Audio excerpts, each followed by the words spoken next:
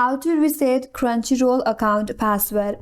Hi everyone, this is Kate and welcome back to another video, and on today's video we will learn how we can reset Crunchyroll account password. So without further delay, let's get started with this video.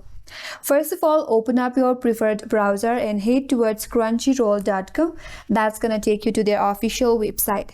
After that, click on the account icon at the top right, and from here click on login options. Once you land on the login page, just under the password section, there is a link as forget password. All you have to do is click on that link.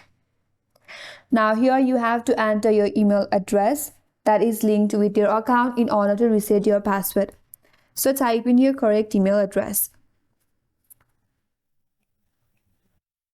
After that, click on send.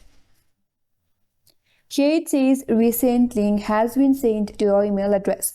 So open up your Gmail in your device and here check for the inbox from the Crunchyroll. So here I have an email from Crunchyroll. And here click on this link that says click here in order to reset your password. That's gonna take you to the different page. Here, now create your new password. Now once you have created your new password, click on reset password.